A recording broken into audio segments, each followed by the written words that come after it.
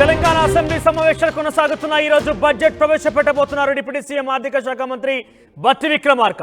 అయితే కేసీఆర్ ప్రతిపక్ష నేత హోదాలో మొదటిసారి అసెంబ్లీ అడుగుపెట్టబోతున్నారు. అసెంబ్లీ సమావేశాలను పాల్గొనబోతున్నారు.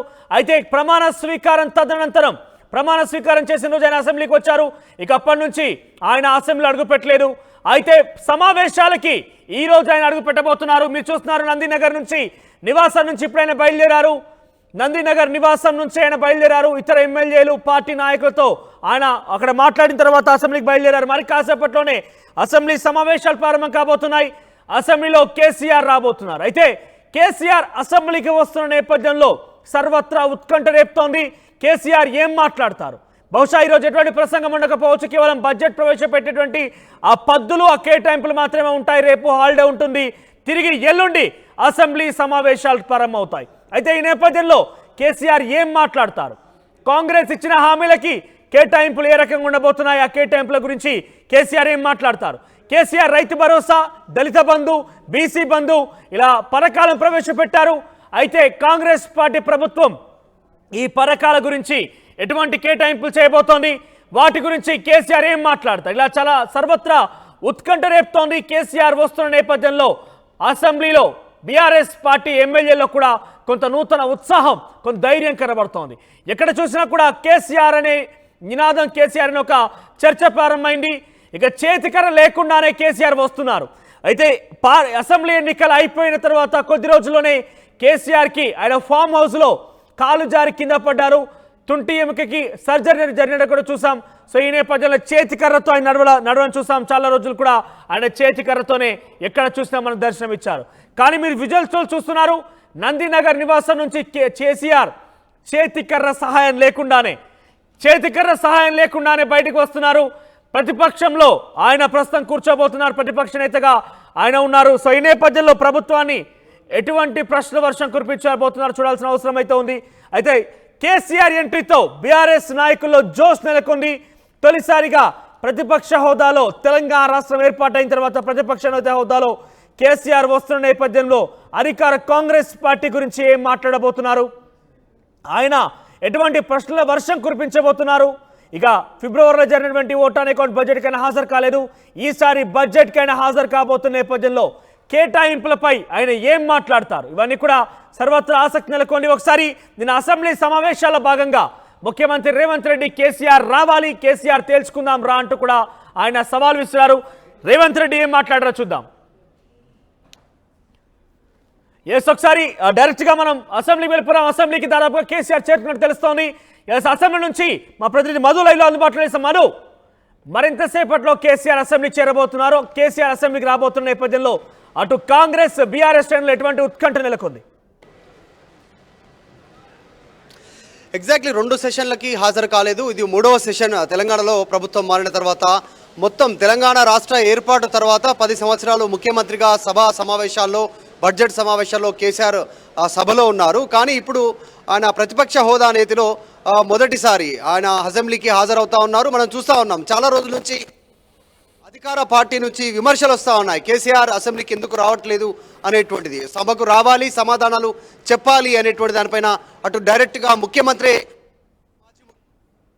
నేపథ్య సమావేశాలకు హాజరు కావడానికి నందినగర్ నివాసం నుంచి బయలుదేరారు. కొద్దిసేపట్లోనే ఆయన అసెంబ్లీ ఆవరణలోకి చేరుకుంటారు. ఆయన ఛాంబర్ లోకి వెళతారా, డైరెక్ట్ గా సమావేశ మందిరానికి వెళ్తారా చూడాలి. ఇంకా పార్టీ కేటాయించినటువంటి గది పైన బీఆర్ఎస్ పార్టీ శ్రేణులు వాళ్ళు దానిపైన వాళ్ళు అసంతృప్తిగా ఉన్నారు. మరొక గది కేటాయించాలి, పూర్తిగా సరిపోయినటువంటి విధంగా ఉంది, సభ్యులకు కూడా కూర్చొని మాట్లాడుకోలేటువంటి విధంగా ఉంది అనేటువంటిది వాళ్ళు విమర్శలు చేస్తా ఉన్నారు. సో మొత్తానికి ఎటకేలకు కేసీఆర్ ఓటమి తర్వాత, అసెంబ్లీ తర్వాత పార్లమెంట్ ఎన్నికల తర్వాత నేరుగా సభా సమావేశాల్లో పాల్గొనడానికి కేసీఆర్ వస్తా ఉన్నారు. ఈ రోజు బడ్జెట్ ప్రవేశపెట్టనున్నారు ఆర్థిక మంత్రి బట్టి విక్రమార్క. అలాగే దుద్దిల శ్రీధర్ బాబు మండలిలో ప్రవేశపెట్టనున్నారు. ఇప్పటికే చైర్మన్ కలిసారు, ఇటు స్పీకర్ ను కలిసారు.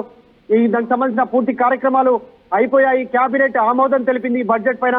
మరికొద్ది సేపట్లో బట్టి విక్రమార్క ఫైనాన్స్ మినిస్టర్ హోదాలు ఆయన సభలో బడ్జెట్ ప్రవేశపెడతారు. బడ్జెట్ ప్రవేశపెట్టిన అనంతరం దానికి మధు, నిన్న అసెంబ్లీలో కూడా ముఖ్యమంత్రి రేవంత్ రెడ్డి కేసీఆర్ రావాలి, అసెంబ్లీలో మాట్లాడాలి, ఇద్దరం కలిసి అవసరమైతే ఢిల్లీలో కూడా దీక్ష చేపడదామంటూ కూడా ఆయన సవాల్ చేశారు. సో ఈ సవాల్ ఒకటి ఆయనకు పెద్ద ఎత్తున కేసీఆర్ విమర్శలు ఎదుర్కొంటున్నారు. అసెంబ్లీలో ఆయన రావడం లేదు, అసెంబ్లీకి హాజరు కావడం లేదని విమర్శలు ఎదుర్కొన్న నేపథ్యంలో ఈ విమర్శలు, ఈ యొక్క సవాళ్ళను స్వీకరించే ఈరోజు కేసీఆర్ అసెంబ్లీకి వస్తున్నారని అనుకోవాలా? మనోజ్ మధు మాట్లాడండి. సో ఆ విమర్శలు, ఆయనకి అసెంబ్లీకి రావడం లేదని విమర్శలు ఎదుర్కొంటున్నారు. మరోవైపు రేవంత్ రెడ్డి కూడా సవాల్ చేశారు. ఈ సవాళ్ళు విమర్శల మధ్యనే కేసీఆర్ వాటిని చెక్ పెట్టేందుకే నేను వస్తున్నాను, తేల్చుకుందామని తరహాలో సవాల్ చేస్తానే ముందుకు వస్తున్నారా? ఎలా అనుకోవాలి?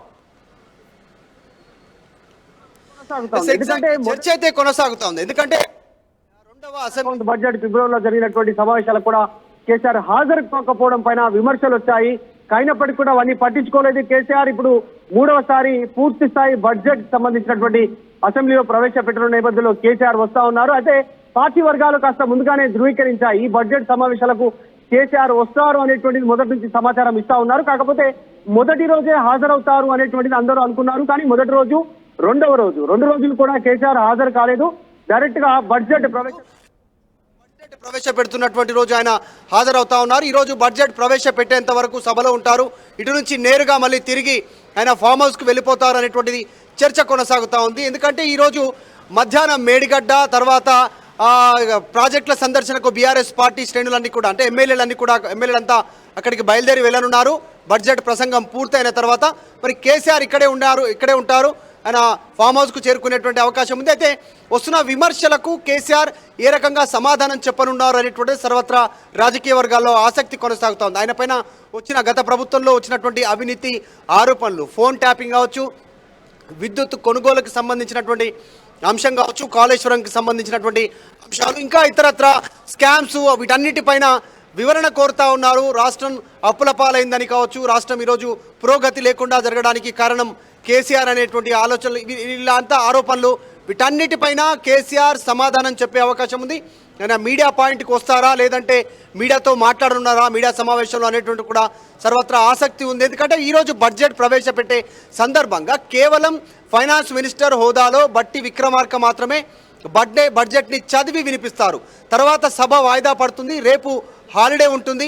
సో తిరిగి మళ్ళీ 27వ తారీఖు రోజు సభ పునఃప్రారంభం కానుంది. ఆ రోజు సభకు సాధారణంగా జరిగేటువంటి బడ్జెట్ చర్చ రోజు కేసీఆర్ హాజరవుతారా లేదా అనేటువంటిది ఆసక్తి ఉంది. సో మొత్తానికి కేసీఆర్ సభకు మరికొద్ది సేపట్లో హాజరు కానున్నారు. డైరెక్ట్గా బడ్జెట్ సమావేశాల్లో ఆయన పాల్గొనున్నారు. రైట్, అంటే కేసీఆర్ వస్తున్న నేపథ్యంలో ఇటు కాంగ్రెస్, బీఆర్ఎస్ ఎమ్మెల్యేల మధ్య ఎటువంటి చర్చ కొనసాగుతుంది? ఎటువంటి ఇంట్రెస్టింగ్ గాసిప్స్ కానీ ఎటువంటి ఇంట్రెస్టింగ్ స్పెక్యులేషన్స్ నడుస్తున్నాయి? ఎగ్జాక్ట్లీ మనం చూసాం నిన్న ఆల్రెడీ మాజీ మంత్రులు, తర్వాత కొద్దిమంది కాంగ్రెస్ పార్టీకి సంబంధించినటువంటి ఎమ్మెల్యేలు వాళ్ళు చాలా స్పష్టంగా చెప్తా ఉన్నారు, కేసీఆర్ సభకు వస్తే బాగుంటుంది, సరిగా కరెక్ట్ అయినటువంటి చర్చ కొనసాగుతుంది, ఆయన పైన వచ్చినటువంటి విమర్శలపైన ఆయన సమాధానం చెప్పుకునే అవకాశం ఉంటుంది అనేటువంటిది వాళ్ళు ఆసక్తికరంగా అసెంబ్లీ లాబీలో దీని గురించి ఎమ్మెల్యేలు, మంత్రులు, మాజీ మంత్రులు చర్చ చేస్తూ ఉన్నటువంటి సిచ్యువేషన్ ఉంది. ఎందుకంటే కేసీఆర్కి సంబంధించి గత కొంతకాలం నుంచి మొదటి, రెండవ, మూడవ సంబంధించినటువంటి 3 సెషన్లలో కాంగ్రెస్ ప్రభుత్వం ఏర్పడిన తర్వాత కేసీఆర్ హాజరు కాకపోవడంతో ఇప్పటి వరకు ఆయన కేసీఆర్ వస్తారా ఈసారైనా సభకి, వస్తే ఏం సమాధానం చెప్తారు, రాకుంటే ఏం చెప్తారు అనేటువంటిది ఇదే చర్చ కొనసాగింది. సో అవన్నిటికీ పులి స్టాప్ పెడుతూ కేసీఆర్ ఈరోజు బడ్జెట్ సమావేశాలకు హాజరవుతున్నారు. కాబట్టి కేసీఆర్ ఆయన వైఖరి ఎలా ఉండనుంది, ఏం చెప్పనున్నారు సభలో, ఆయన ఏం సమాధానం చెప్పనున్నారు, కలిసేటువంటి నాయకులకు, నేతలకు, తర్వాత అధికారులకు, ఇక్కడ ఉన్నటువంటి మీడియా ద్వారా ఏం చెప్పనున్నారు అనేటువంటిది సర్వత్రా ఉత్కంఠ ఉంది. రైట్ మధు, మరి ఎంతసేపు పట్టే అవకాశం ఉంది కేసీఆర్ చేరుకోవడం కోసం? కేసీఆర్ ఈరోజు మీడియాతో మాట్లాడే అవకాశం ఉందా? ఎక్కడైనా ఆయన బయట మాట్లాడబోతున్నారా? ఎగ్జాక్ట్లీ మీడియా పాయింట్ ఉంది. ఆ minute to minute live coverage ఇస్తూ ఉన్నారు. అంతా మీడియాకు సంబంధించినటువంటి అన్ని సంస్థలు కూడా అసెంబ్లీ మీడియా పాయింట్ నుంచి అసెంబ్లీ కవరేజ్, తర్వాత ఇక్కడ మాట్లాడుతున్న మంత్రులు, ప్రతిపక్షానికి సంబంధించిన నాయకులు వాళ్ళు మాట్లాడుతున్న అంశాలను ప్రజలకు తెలియజేసే ప్రయత్నం చేస్తూ ఉంది మీడియా. కాబట్టి అదేవిధంగా కేసీఆర్ కూడా మీడియా పాయింట్కి వస్తారా, లేదంటే చిట్ చాట్ రూపంలో ఆయనకు సంబంధించినటువంటి కొన్ని అంశాలను ఆయన చెప్పేటువంటి అవకాశం ఉందా అనేటువంటిది. గత కొంతకాలం నుంచి మీడియాకు దూరంగా ఉంటున్నారు కేసీఆర్.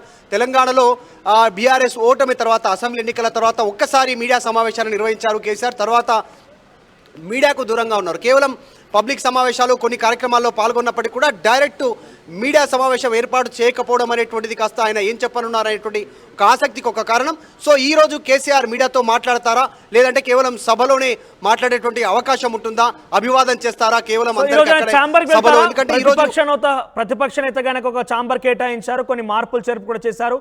సో ఛాంబర్కి వెళ్ళే అవకాశం ఉందా? ఛాంబర్లో ఎమ్మెల్యేలతో మాట్లాడే అవకాశం ఉందా?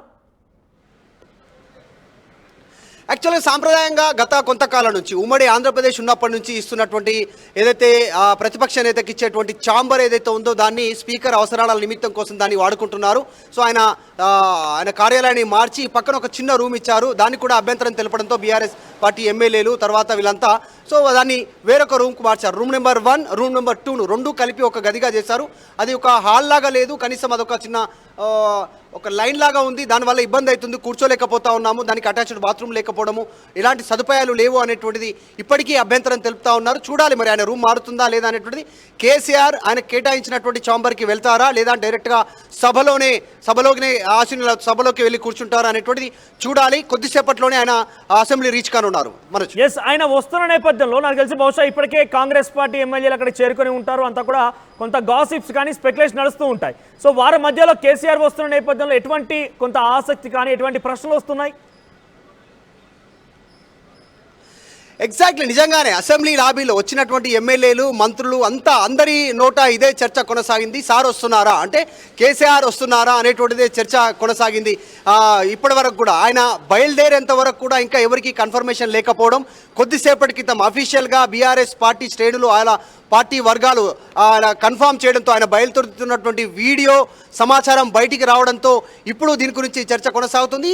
ఉదయం 9 గంటలకే కేబినెట్ సమావేశమైంది ఇక్కడ అసెంబ్లీ సంబంధించినటువంటి హాల్లో. కాబట్టి అప్పటి నుంచి ఈ సమాచారం అందేంత వరకు కూడా, కేసీఆర్ బయలుదేరేంత వరకు కూడా కేసీఆర్ వస్తున్నారా అనేటువంటి అంశంపైనే ఎమ్మెల్యేలు, అన్ని పార్టీలకు సంబంధించిన వాళ్ళు, తర్వాత ఇక్కడ ఉన్నటువంటి అధికారులు అందరూ కూడా, మీడియా చాలా ఎగ్జైటింగ్గా ఆయన కేసీఆర్ హాజరవుతారా లేదా అనేటువంటి అంశంపైన ఎక్కువగా చర్చ కొనసాగింది. సో దానికి పులి స్టాప్ పెడుతూ కేసీఆర్ బయలుదేరారు, మరికొద్ది సేపట్లోనే అసెంబ్లీకి చేరుకున్నారు. Right Madhu, will get back to again. So మొత్తం మీద కేసీఆర్ రాబోతున్నారు అసెంబ్లీకి. సో చాలా వరకు ఉత్కంఠ రేపుతోంది. ఇది 3వ సెషన్ బహుశా, ఎందుకంటే మొదట్లో ప్రమాణ స్వీకారం జరిగింది, ఆ తర్వాత ఓట్ ఆన్ అకౌంట్ బడ్జెట్ జరిగింది. ఇప్పుడు 3వ సెషన్ వార్షిక బడ్జెట్ కోసం ప్రవేశపెట్టబోతున్నారు. ఈ నేపథ్యంలోనే కేసీఆర్ ప్రతిపక్ష నేత హోదా మొదటిసారిగా అడుగు పెట్టబోతున్నారు. ఆయన 2 సెషన్లు కూడా హాజరు కాలేరు. అయితే ఈ సెషన్ అడుగు పెట్టబోతున్న నేపథ్యంలో ఎటువంటి ప్రశ్న వర్షం కురిపించబోతున్నారు, ప్రభుత్వం ఏ రకంగా రియాక్ట్ అవుతోంది, ఇవన్నీ చూడాల్సిన అవసరం అయితే ఉంది. మొత్తం మీద కేసీఆర్ చాలా విమర్శలు ఎదుర్కొన్నారు. అసెంబ్లీకి రాకుండా ఆయన ఏం చేస్తున్నారు, ఆయన అనర్హుడిగా వేటు వేయాలి, ఆయన్ను పూర్తిగా కూడా ఎమ్మెల్యేగా పరిగణలోకి తీసుకోకూడదు, కేసీఆర్ భయపడుతున్నారు, కేసీఆర్ ఎదుర్కోలేకపోతున్నారు, రకరకాల విమర్శలు అయితే వచ్చాయి. నిన్న ముఖ్యమంత్రి రేవంత్ రెడ్డి కూడా ఇన్ఫాక్ట్ కేసీఆర్ దమ్ముంటే రావాలి, అవసరమైతే ఇద్దరం కలిసి మనకు జరిగినటువంటి అన్యాయం విషయంలో, కేంద్ర బడ్జెట్ జరిగిన అన్యాయం విషయంలో ఢిల్లీకి వెళ్ళి ధర్నా చేద్దామంటూ కూడా వెళ్ళడం జరిగింది. వారంతా అమరవీరుల కుటుంబం, అమరవీరుల త్యాగాలు, కళాకారులు, మాలాంటి ఉద్యమకారులు లేకుండా ఈ అసెంబ్లీలో ఒక్కరిని ఎమ్మెల్యే అవుతుండేనా? తెలంగాణ రాకపోతే రేవంత్ రెడ్డి గారు ముఖ్యమంత్రి గారు ఒక్క ఎమ్మెల్యే కూడా దీన్ని అడుగుపెట్టేది లేకుండే. గతంలో బీఆర్ఎస్ పార్టీలో కూడా మా పుణ్యంతో ఎంతోమంది ఎమ్మెల్యేలు అయ్యారు, మంత్రులు అయ్యారు. ఈరోజు ముఖ్యంగా మేము దండమేడి చెప్తున్నాం, తప్పకుండా చెప్తున్నాను, నేను మాత్రం ప్రాణం ఉన్నంత వరకు మీరు నా జీవితంతో చెలగాటం ఆడుతున్నారు. ఈ అసెంబ్లీలో అడుగు పెట్టే వరకు మా పోరాటం ఉంటుంది. ఈరోజు అమరవీరుల కుటుంబాలకు, ఉద్యమకారులకు, తర్వాత ఏది కళాకారులకు సంబంధించి కాసేపట్లోనే అసెంబ్లీ హాల్లోకి రాబోతున్నారు. అయితే ఇక్కడ కొన్ని పెద్ద ఎత్తున ఆసక్తి రేపుతున్న అంశాలు ఏంటంటే, ఆయన విమర్శలు ఎదుర్కొన్నారు, ఆయన భయపడుతున్నారన్నారు, ఆయన అవసరమైతే ఆయన రాడిక ఆయనపై అనర్హత వేటు కూడా వేయాలని చెప్పారు. ఈ నేపథ్యంలోనే కేసీఆర్ మొదటి 2 సెషన్స్ హాజరు కాకపోయినప్పటికీ కూడా ఈరోజు బడ్జెట్ కాబట్టి ఆయన వస్తున్నారు. మరి బడ్జెట్లో పాల్గొంటున్నారు, ఆయన బాగానే ఉంది, కానీ ఆయన తిరిగి రేపు హాలిడే ఉండబోతోంది. తిరిగి శనివారం రోజున బడ్జెట్పై డిస్కషన్ ఉండబోతోంది. బడ్జెట్ కేటాయింపులపై ప్రతిపక్ష ఎమ్మెల్యేలు, అధికార పార్టీ ఎమ్మెల్యేలు కూడా మాట్లాడబోతున్నారు.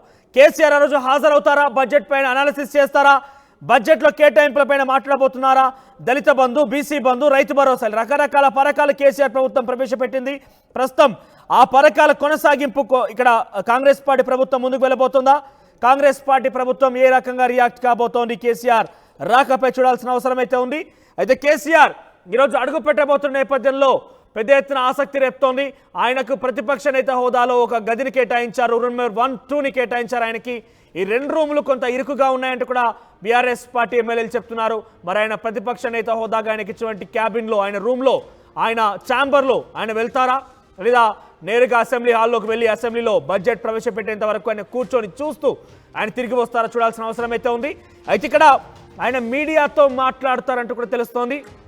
మీడియాతో మాట్లాడతారా, మీడియా చిచ్చాట్లో పాల్గొంటారా, అసలు ఏ రకంగా ఉండబోతుందో చూడాల్సిన అవసరం అయితే ఉంది. మరి కాసేపట్లోనే ఎగ్జాక్ట్గా ప్రస్తుతం సమయం 11:45 కావస్తోంది. 12 గంటలకి అసెంబ్లీ ప్రారంభమవుతుంది. అసెంబ్లీ ప్రారంభం అవగానే మొదట బట్టి విక్రమార్క బడ్జెట్ ప్రవేశపెడతారు, ఆ తర్వాత సభ వాయిదా వేస్తారు. సో బడ్జెట్ కేటాయింపుల్లో, బడ్జెట్ పద్ధతుల్లో ఏ రకంగా ఉండబోతుందో చూడాల్సిన అవసరం అయితే ఉంది. మీరు చూస్తున్న ఆర్టీ స్క్రీన్ పైన సెకండ్ బాక్స్లో సో కేబినెట్ సమావేశం జరిగింది.